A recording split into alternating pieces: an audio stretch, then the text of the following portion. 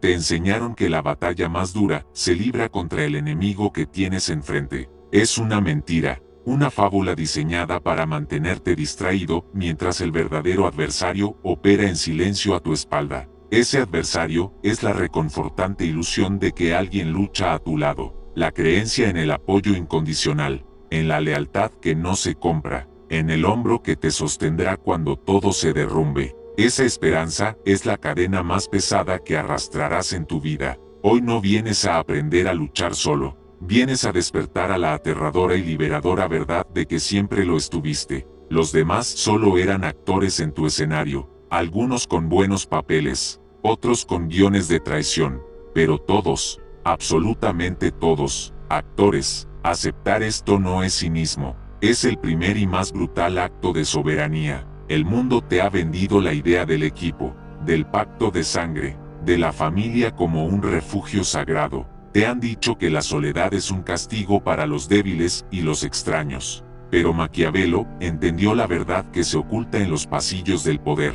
La soledad no es un estado que se elige, es la condición fundamental de la existencia. Naces solo y mueres solo, y en el intermedio, juegas un complejo teatro de afectos y alianzas temporales. El problema es que la mayoría olvida que está en una obra, y cree que los decorados son reales. El hombre que busca poder, el que anhela gobernarse a sí mismo, debe ser el primero en recordar que todo es un escenario, y que el trono a su lado siempre estuvo vacío. Esta verdad es solo el primer paso. Porque una vez que ves el trono vacío a tu lado, surge una pregunta más oscura: ¿cómo caminar entre los que aún creen en el guión? ¿Cómo usar la máscara sin olvidar tu verdadero rostro? Ese es un arte que exploraremos. Pero primero debes demoler el fundamento de tu propia debilidad, la necesidad de compañía. Quien necesita aprobación es un esclavo que busca un amo amable. Quien necesita consuelo es un mendigo que ofrece su voluntad a cambio de palabras dulces. Quien necesita un salvador ya ha firmado su rendición.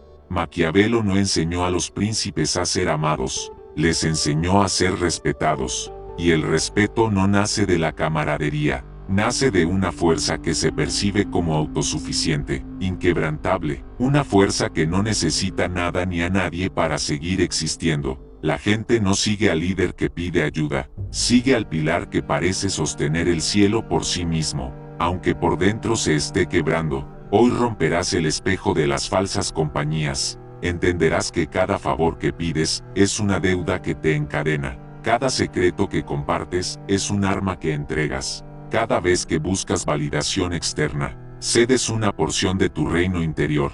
El vídeo que viste en otro lugar te dijo que debes aprender a luchar solo. Yo te digo que eso es un consuelo para principiantes. El verdadero iniciado no aprende. Recuerda el frío de tu llegada al mundo, y la soledad absoluta de tu partida. Todo lo que ocurre entre esos dos puntos es una negociación, no una hermandad. Entender esto no te hará más débil o más triste, te hará peligrosamente libre. Te convertirán en el único dueño de tus victorias, y en el único responsable de tus derrotas, sin excusas, sin culpar a la traición ajena, porque esperar lealtad de los hombres es como esperar que los lobos no tengan hambre. Es una estupidez, no un derecho. El hombre común pasa su vida construyendo puentes frágiles hacia los demás, esperando que resistan la tormenta. El hombre de poder, el hombre maquiavélico, construye una fortaleza dentro de sí mismo, y desde sus murallas, observa con calma cómo las tormentas destruyen los puentes de los ingenuos. Hoy no es una lección, es un juramento, un pacto de soberanía contigo mismo, y como todo juramento, requiere un acto público, una declaración de intenciones, no para mí, sino para que tu propia mente entienda que el juego ha cambiado. Demuestra que has entendido este principio fundamental. No pidas permiso, no busques validación, simplemente declara tu reino. Escribe en los comentarios desde qué territorio del mundo inicias tu verdadero y solitario reinado. Ese simple acto es el primer ladrillo de tu fortaleza, una señal para el mundo y para ti mismo de que el tiempo de depender de otros ha terminado. Has despertado a la verdad. Estás solo, y ese Ese es tu mayor poder, porque el hombre que no espera nada de nadie, se vuelve impredecible, incontrolable, se convierte en una fuerza de la naturaleza, y el mundo siempre se inclina ante las fuerzas que no puede explicar, y que no puede corromper. Acepta tu trono solitario, y desde él, empezarás a ver el juego con una claridad aterradora. El primer pilar de tu vieja prisión es la esperanza. Te enseñaron que la esperanza es una virtud. El último refugio es mentira. La esperanza es el veneno más dulce. Es la justificación del cobarde para no actuar. Esperas el momento perfecto. Esperas que las circunstancias cambien. Esperas que alguien reconozca tu valor.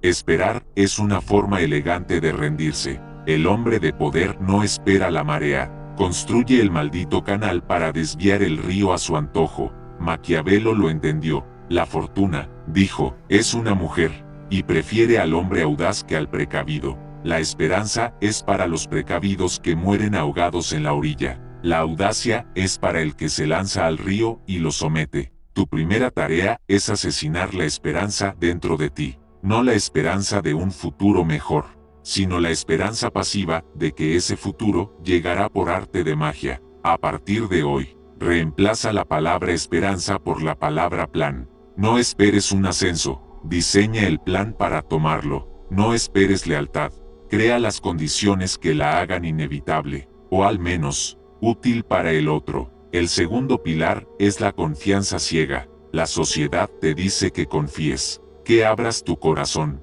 que seas vulnerable. Ese es el manual de instrucciones para la víctima perfecta. La confianza no es un regalo que se otorga, es un recurso estratégico que se invierte con cálculo frío. Maquiavelo sabía que los hombres son ingratos, volubles, falsos, y que rompen cualquier lazo de afecto si su interés está en juego. Confiar ciegamente en esta naturaleza es un suicidio.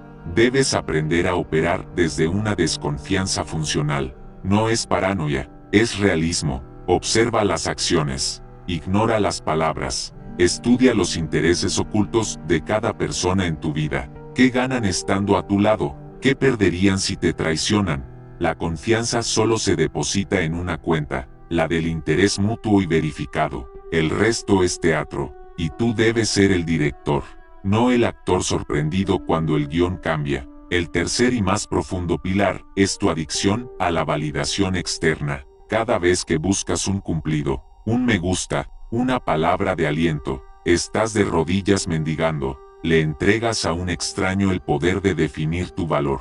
El hombre que lucha solo debe ser su propio juez y jurado, su propio Dios y su propio verdugo. El aplauso de la multitud es irrelevante, porque la multitud que hoy te aclama, mañana te crucificará sin dudarlo. Su opinión no vale nada, es viento. Tu disciplina, tus resultados, tu capacidad para soportar el dolor en silencio, eso es roca sólida. El ritual de demolición es simple. Durante los próximos 30 días, no pedirás opinión sobre tus planes, no buscarás consuelo tras un fracaso, no anunciarás tus victorias esperando felicitaciones. Te moverás en silencio operativo, tus acciones serán la única declaración. Sentirás un vacío, una incomodidad.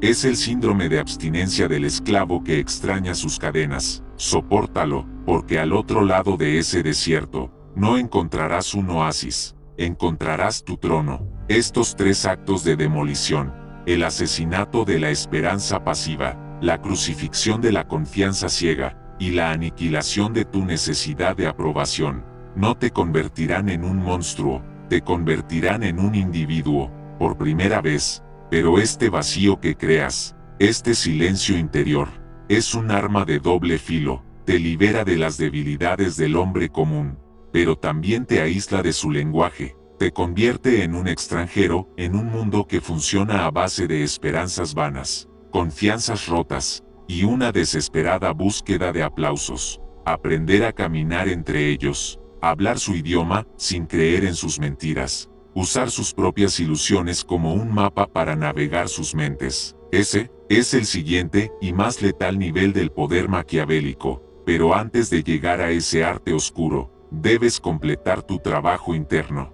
Tu fortaleza debe ser inexpugnable, porque el que intenta manipular al mundo, sin haberse dominado a sí mismo, se convierte en la primera víctima de su propio juego. El silencio que has creado al demoler tu vieja cárcel no es la paz, es el campo de batalla purificado, la tierra arrasada donde construirás tu fortaleza. Pero una fortaleza sin un puente al mundo exterior es una tumba, un monumento a un rey que gobierna sobre un reino de cenizas. Necesitas un puente, uno que puedas extender y retirar a voluntad, uno que te permita saquear los recursos del mundo exterior sin que sus ejércitos puedan jamás cruzar tus murallas. Ese puente es la máscara. El hombre común usa una máscara por miedo, para encajar, para ser aceptado. Su máscara es un escudo frágil, una súplica silenciosa que dice por favor no me hagas daño. Tu máscara será diferente, no será un escudo, será un arma. No la usarás para esconderte, la usarás para proyectar. Cada interacción social es una operación estratégica, y tú debes elegir el rostro adecuado para la misión. Ante un superior, te pondrás la máscara del subordinado leal y ambicioso, cuyas ideas parecen servir a su gloria, pero que en realidad construyen tu poder.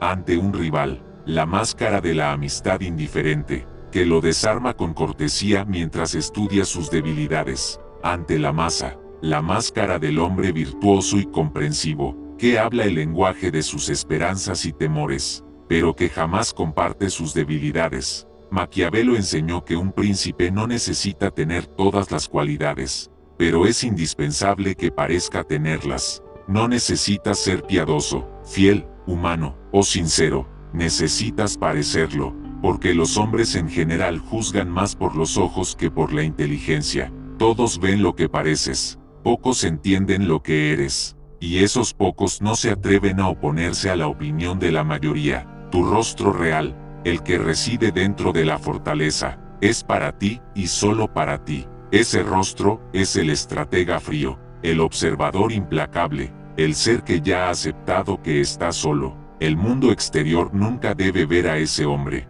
El mundo debe ver una colección de personajes diseñados para cumplir un propósito. El arte consiste en cambiar de máscara sin que el engranaje sea visible, y en nunca, jamás, enamorarte de ninguna de ellas. El peligro de la máscara no es que otros descubran tu verdadero rostro, el peligro es que tú lo olvides. El que se identifica con su disfraz se convierte en esclavo de su propia creación, termina creyendo en el personaje. Y un actor que olvida que está en una obra, está perdido. Tu voluntad, forjada en la soledad de tu fortaleza, debe ser siempre el titiritero. Las máscaras son solo las marionetas. Aprende a fabricarlas. Estudia a la gente. ¿Qué quieren?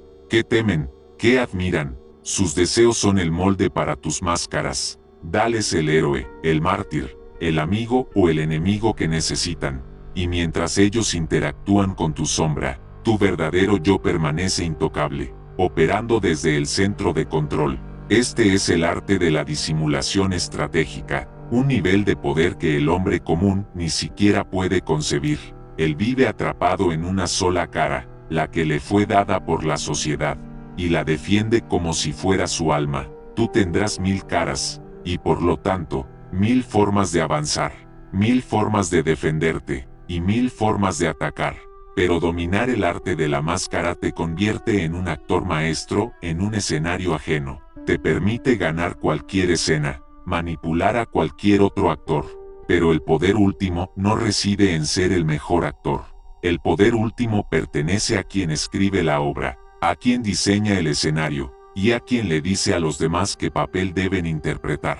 El uso de la máscara es el puente hacia ese poder, pero no es el destino final. Es una herramienta crucial, la que te permitirá moverte por el mundo de los ingenuos sin contagiarte de su plaga. Primero, domina el rostro de piedra, el arte de la palabra precisa, el arte de ser un espejo perfecto que refleja lo que el otro anhela ver. Una vez que seas el actor consumado, estarás listo para quemar el escenario y construir el tuyo propio desde las cenizas. Dominar la máscara es el arte del esclavo inteligente. Te permite sobrevivir en la corte del rey, incluso te permite susurrar veneno en su oído, pero al final del día, sigues siendo un esclavo, un prisionero que ha aprendido a decorar las paredes de su celda. El poder real no consiste en jugar el juego mejor que nadie, consiste en quemar el tablero de ajedrez y obligar a todos a jugar según tus propias reglas. En un campo que tú has diseñado, has dejado de ser el ingenuo que cree en la compañía, has aprendido a ser el actor que manipula la escena. Ahora debes dar el paso final.